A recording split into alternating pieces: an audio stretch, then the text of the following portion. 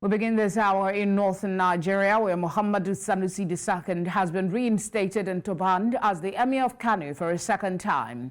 The coronation of the former Central Bank of Nigeria governor as the 16th Emir took place on Friday at the Kano State Government House. Governor Abba Yusuf reinstated him right after signing the Kano State Emirate Council Repeal Bill 2024 into law. The State Assembly had passed the amended Kano State Emirate Council Repeal Bill 2024. The law repealed the 2019 version, which balkanized the Kano Emirate into 5 jurisdictions and was relied upon to depose Sanusi as Emir in 2020. However, a federal high court in Kano has ordered the state government not to enforce the new law. It was conferred on me by the Kano State Emirate Council Chiefs, meaning Appointment and Disposition Law of 1984, and in consonance with the Kano Emirate Council's Repeal Law 2024, and supported by the recommendations of the Kano Emirate Council's kingmakers, who are here with us. I, Governor Abba Yusuf of Kano State, have the singular pleasure to confirm the appointment of Sanusi Lamido Aminu Sanusi as the Emir of Kano and the head of Kano Emirate Council.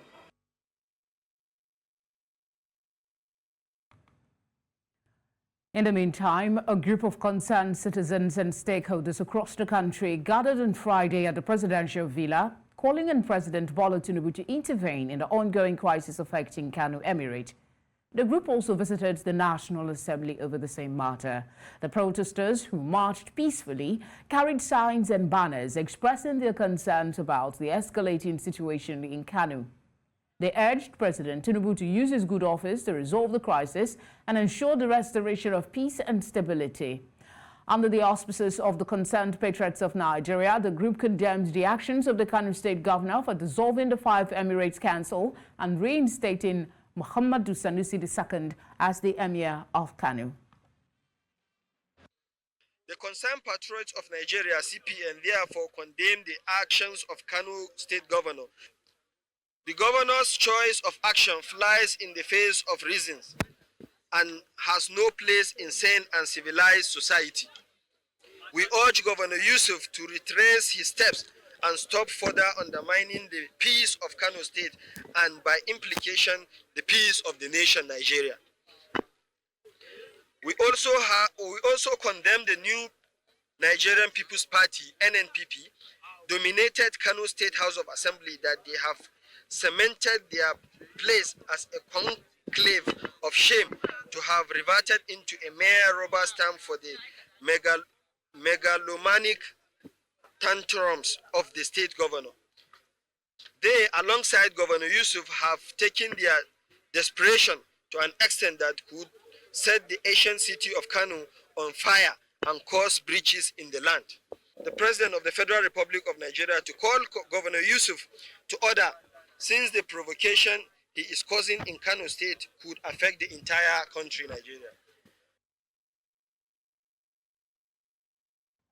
We're joined now by News Central's correspondent, Emmanuel Bagudu. Emmanuel, thank you for joining us. What is the latest? What is going on? There seems to be a lot of concern about the situation and, of course, the security. Yeah, in fact, one of the good news is that we just had a privilege of having a chit-chat with the Emir. The Emir invited us into his inner chamber, members of the press. Just few of us were privileged to go in.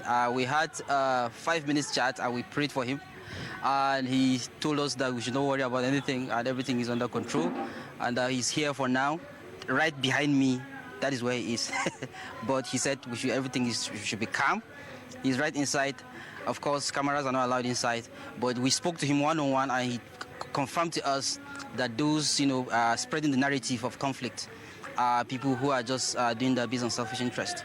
And you recall that before now, there are groups that actually were pro-Sanusi who actually wanted to protest, but Sanusi actually asked them not to protest at all for his removal. In fact, even when the new government came in, the group wanted to go. They called the group. They bring back our Sanusi, Lamido Sanusi group. They wanted to go to see Governor Abba Yusuf, but Sanusi stopped them. He said he's a man of peace. So he just allowed the law to take its course. So the latest thing right now is the narrative of conflict, which is not feasible as far as I've seen. So far I've seen there's no any iota of conflict here. There's no any sign of conflict here. So I can confirm that since I've had the privilege of going into the inner chamber of the Emir, and I met him one-on-one and we spoke about it. Okay. Talk to us about the new court ruling stopping the installation, but it didn't seem to have worked because the installation is going on, like you said. Yes. You recall also that when he was dethroned, he also secured a similar verdict. So it's a bit tricky here because you recall that up to 2 to 3 court injunctions, said that his impeachment was illegal and that he should be reinstated immediately. But nobody, the then governor of Abdullah Gandhi didn't do that. So it's just a similar issue here. But we have not. I don't think. I think I would just rather say that the judgment is coming too soon, and then probably it's too early. It wouldn't be fair to say that between the period of the time that the judgment came out. I mean, it depends on who you are asking to say, if, Emmanuel, to say it is fair or not. Is that our place really? Because there are people who were deposed for Muhammadu Sanusi to be reinstated, and evidently they are aggrieved. You said yourself that Sanusi is somebody who goes by the side of the law, that people came to him asking him to agitate, but he said, no, let the law take its course. Now you have a ruling, Is he unaware of the court ruling? He didn't speak about the court ruling. The couple of members of the NNPP and those around him we've spoken to actually are saying that the time that the governor needed to study the judgment is not given because this thing just came in within 3. In his own case, right? Likewise, in his own case, the governor had years, months to look at his own case and then reinstate him, but nothing had happened. So they are saying that So they are just saying that within those 2 days that the judgment came out, that time is needed to study it, then the governor can decide whether or not he will hit to it. I'm sure we'll be coming back to you in the coming days for further development on this particular story. Thank you for speaking with us, Emmanuel. All right, let's go on now and talk to Abdul Kadri Mohammed. He's the head of networks at Galaxy Information Technology and Telecommunications, Jigawa State. He joins us to talk about this. Thank you very much for joining us on the news. You heard my colleague there. The reinstatement has gone in. It is a significant development and has potential political ramifications. Talk us through some of the issues that you think might come up as a result of this event that is taking place. Well, the truth is that the tradition of Kano State has been manipulated politically, which is not good for the state and the Emirate Council at large. Whatever happens, there are so many issues that need to be addressed at this with this speed. A lot of people have no water to drink, even within the city of Kano. A lot of gutters are there, rubbish everywhere. Those who are not addressed, why the sudden taking an action where the deposed emir and the rest of his colleagues were doing very well, because there are people who accepted them and they've already key into the situation. The Kano people are peaceful, set of people who they don't go violently against such issues. But I don't know. We have to wait and see what will happen in the next couple of days.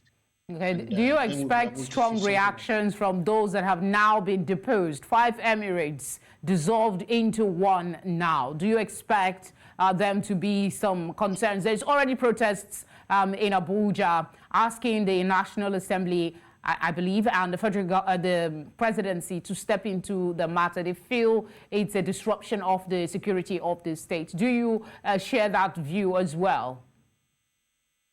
I do, but going to the law court is the best option.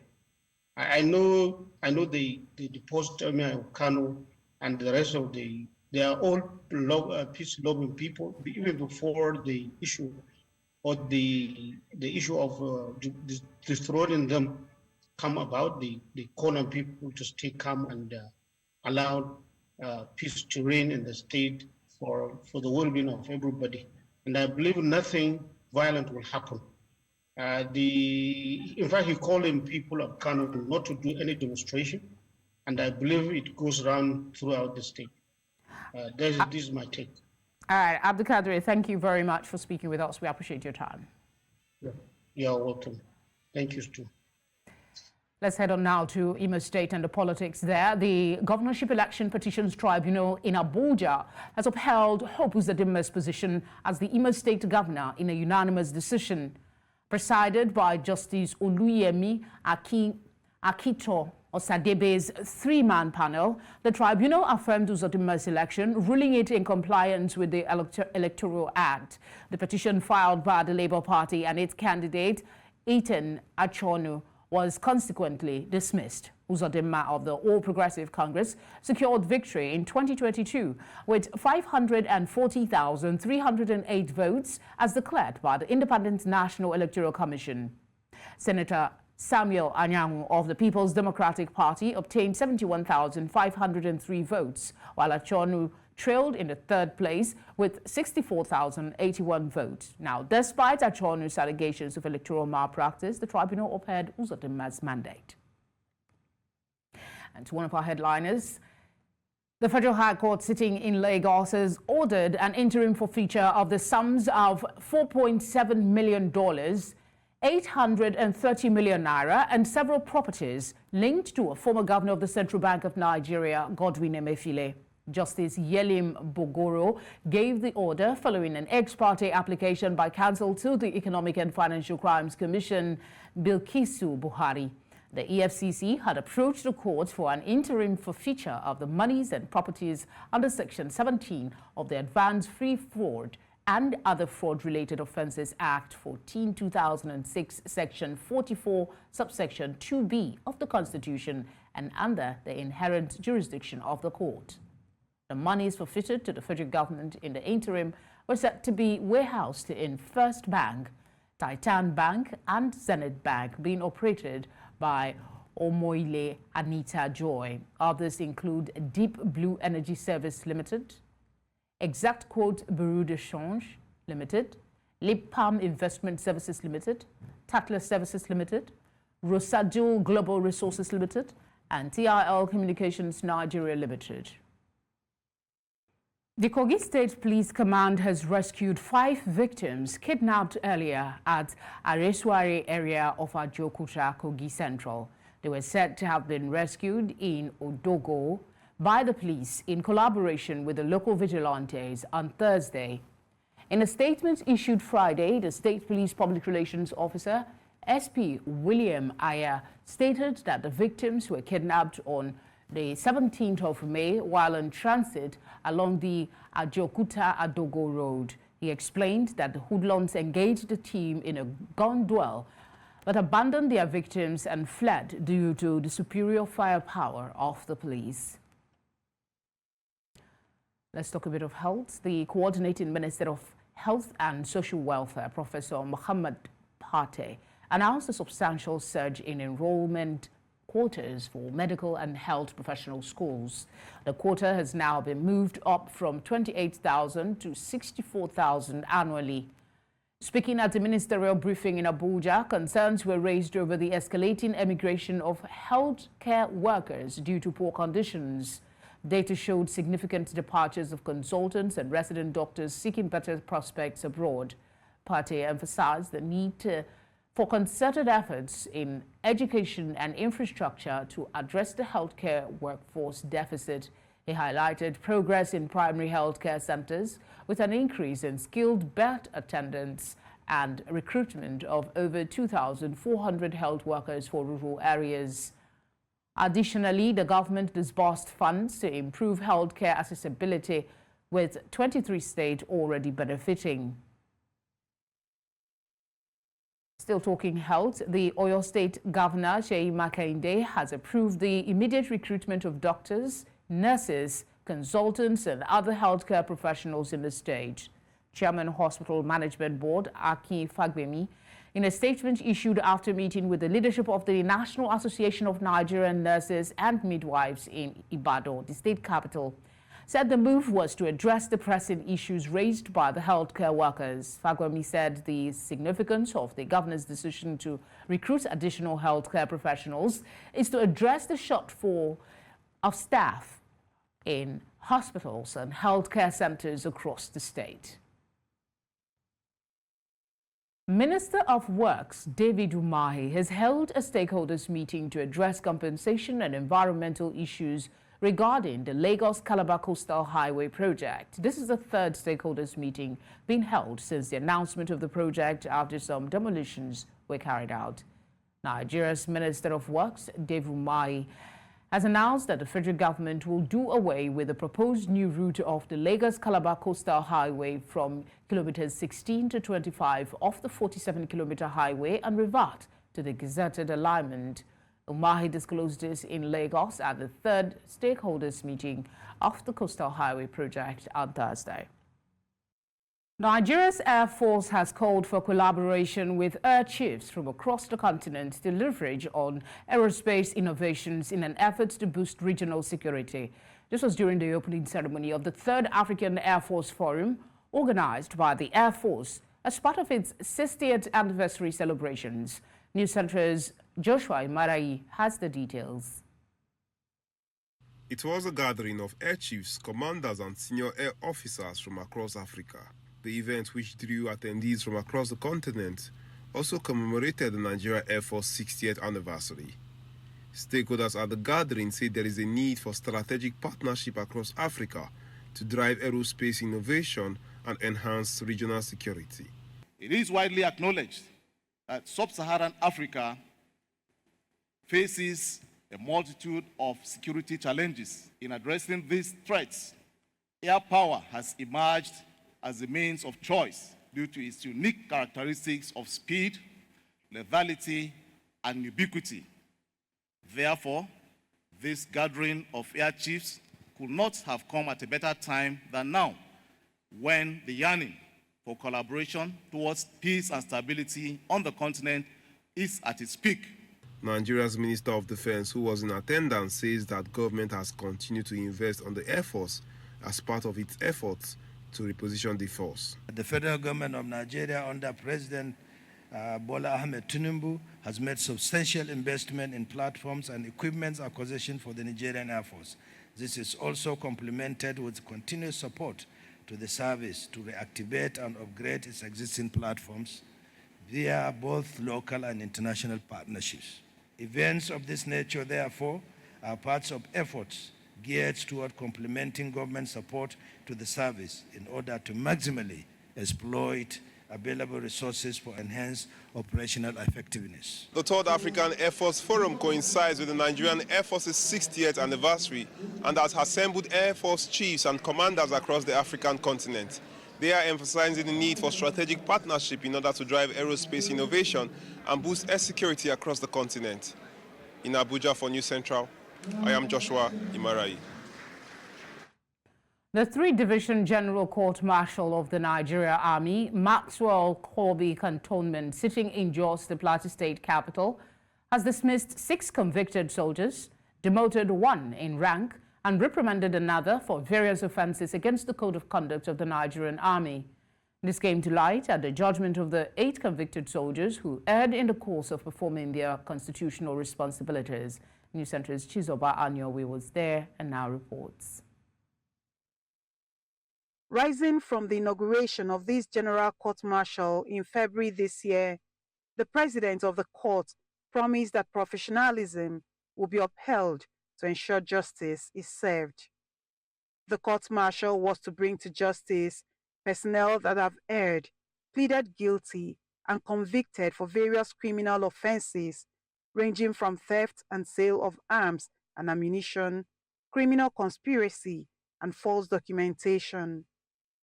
Among the convicted soldiers is Warrant Officer Danladi Shaggy on a 9-count charge, imprisoned for a total of 336 calendar months for stealing and selling of 3,870 rounds of 7.62mm special ammunition and 1 AK-47 rifle.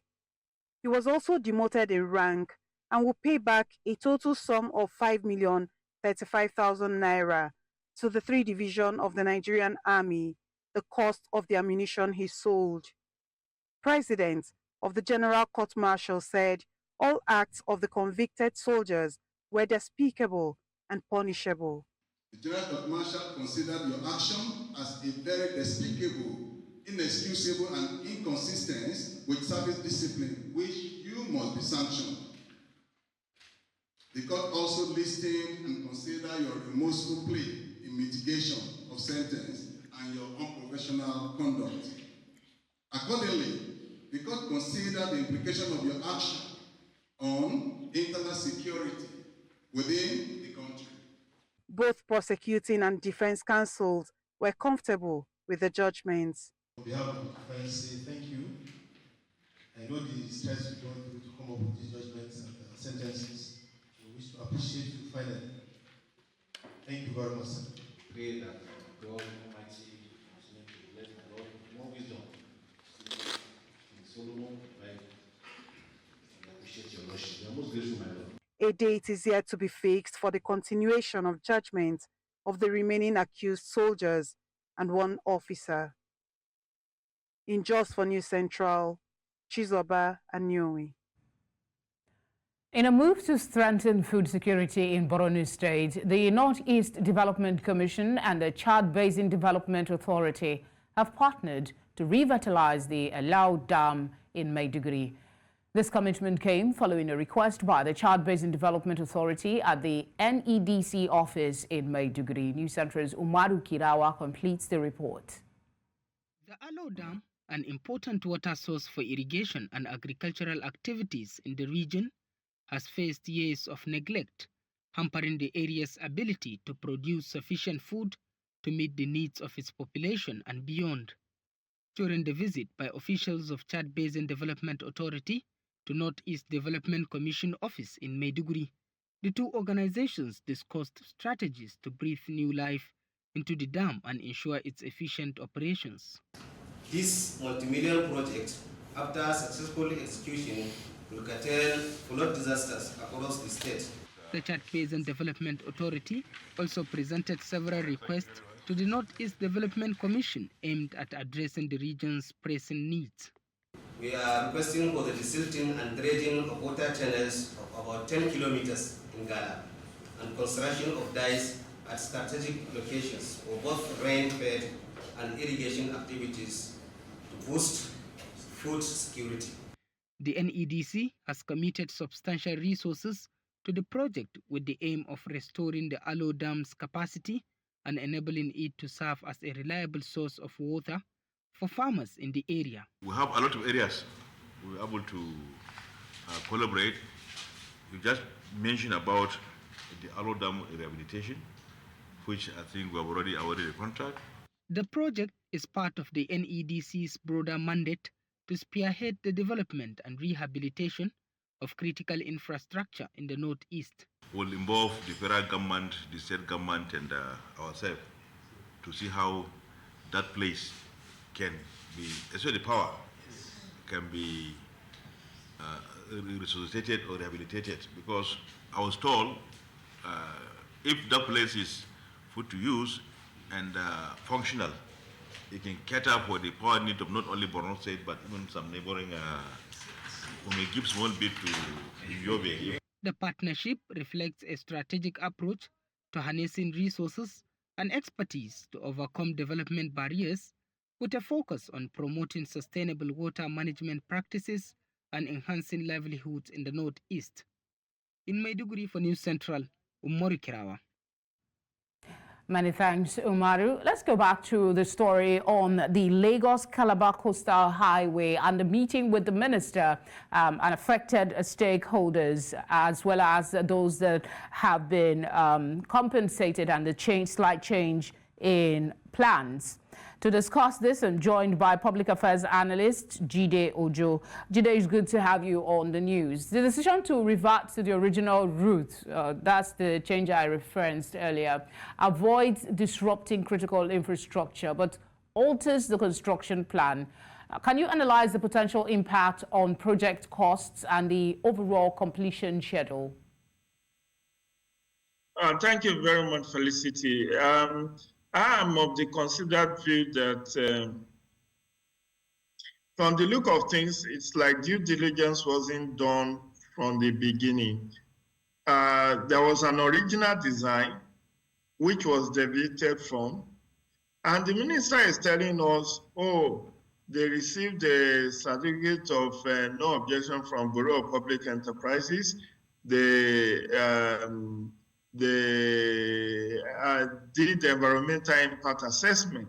If they did the environmental impact assessment, those marine cables that telecom organizations are using, they should have known that it will be in the right of way that they are trying to construct the road on, and that will further affect the businesses of the telecommunication companies.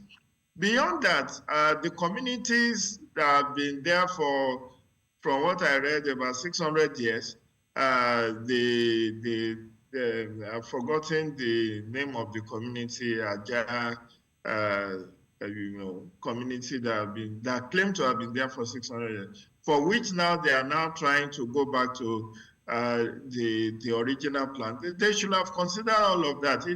If environmental impact assessment was done, had been issued. But you know what it is like in government. They don't want to open up to their mistakes. They are now saying, oh, the president, out of magnanimity, has said that they should revert to original site. The landmark property that was destroyed, it could have been saved if they are stuck to the original plan. And several other buildings and businesses that have been affected. So this back and forth, this policy flip-flop is just an indictment on the administration of Bola Tinubu, because I really don't see the exigency, the hurriness, the haste that they are exhibiting in the execution of this project. The supposition is that the project will be completed on schedule. With all these changes and back and forth, do you see that happening? Felicity, which project of government has ever been completed as scheduled? They are just using that as a lame excuse. Look, the second Niger bridge, I'm sure if you go back to when that project started, maybe it was meant to be done in 3-4 years, but it took over 30 years for it to be completed by the administration of President Buhari. This Lagos-Calabar Coastal Highway is meant to be done in 8 years. No one is sure whether President Tinubu will still be in power by 2031, when this, or 2032, since this is starting like a year after the beginning of his administration. So, and that is also incumbent on funding availability. And one thing you can take to the bank, and I'm being prophetic on this, there will still be upward review of the cost of this project, because I know what it is in Nigeria. The project that was designed costed before May 29, 2023. Many of them have filed for upward variation because of the rising cost of goods and services arising from the removal of fuel subsidy and then the exchange rate, which many people did not bargain for. So nothing is certain except death. I don't think, I may be wrong, but completing this on schedule, which is in 8 years, will be the 8th wonder of the world. I wish it will happen and people like me would be put to shame, but given my experience in public finance and governance, I dare say that this may take far longer years to complete than 8 years I was initially envisaged. Yeah, but it would be nice, though, for the people if they're able to do this one and move on. But thank you, as always. It's a pleasure. Enjoy the rest of your weekend. You too.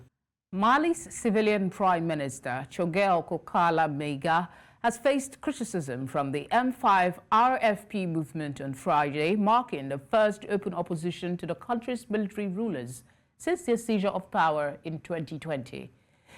The movement denounced the junta's failure to meet election deadlines and rejected proposals to elevate the colonels to generals, as well as engaging in talks with armed terrorists. These proposals, arising from recent national consultations by the junta, were deemed divisive and unpopular by the M5. While Mega's support for the M5 stance remains uncertain, speculation persists regarding his potential replacement amid his perceived isolation.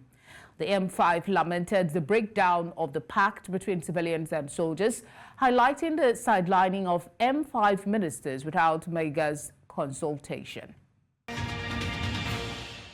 The International Court of Justice on Friday ordered Israel to halt military operations in Rafah. It also ordered Israel to keep open the Rafah crossing into Gaza for the unhindered provision of humanitarian aid. ICJ rulings are legally binding, but the court has no concrete means to enforce them. Israel had argued before the court that an order to stop military activity would give free rein to Hamas extremists and prevent its army from rescuing hostages taken in the group's brutal October 7 attack. Prosecutor Karim Khan alleged that senior Israeli leaders, including Prime Minister Benjamin Netanyahu, plus top Hamas officials, were guilty of war crimes and crimes against humanity related to the war in Gaza and the October 7 attack. We're joined now by international lawyer, Professor Andre Thomas Huston. Thank you very much for joining us. Thank you. Good evening. What are the implications of the ICJ's order for Israel to immediately halt military operations in Rafah? Well, it is with these type of orders very important to read the whole order, to read the whole text. And the whole text says, immediately halt its military offensive and any other action in the Rafah governorate, which may inflict on the Palestine group in Gaza conditions of life that could bring about its physical destruction in whole or in part. So there is this conditionality to the order. It does not mean that all military use of force in Rafah has to cease. Only such use of force that would bring about a danger for the physical destruction of the people in Gaza. And that is a very different thing. And Judge Nolte, in his dissenting vote, clarified this, that the court order does not address military operations outside Rafah, and it does not address military operations that do not endanger the existence of Palestinians as a group. Do you think the ICJ's ruling will impact the dynamics of the conflict between Israel and Hamas in Gaza? It did say that while it has some authority, enforcing is a challenge.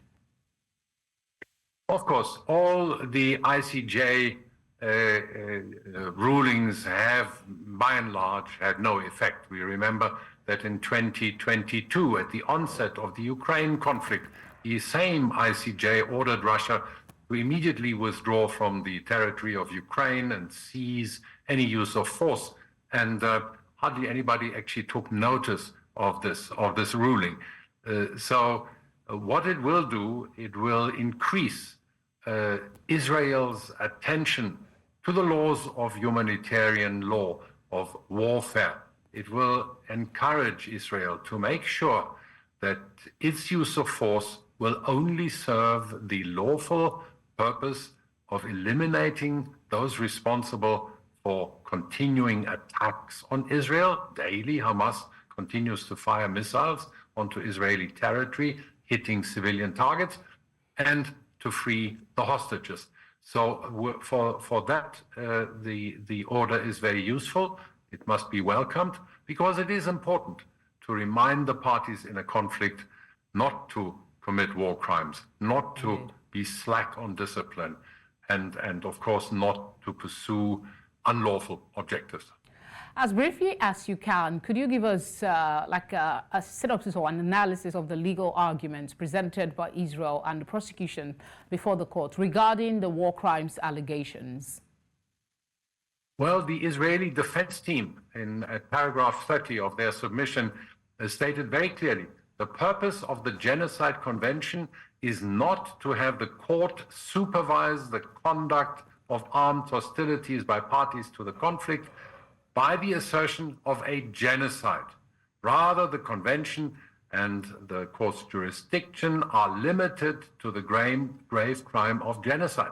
So Israel maintains that it is not the purpose of the convention nor of these proceedings to micromanage what happens daily in this conflict.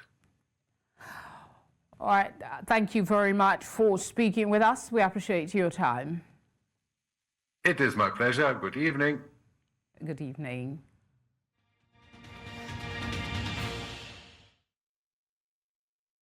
Two months ahead of Paris 2024, the official podiums for the Olympic and Paralympic Games have been revealed.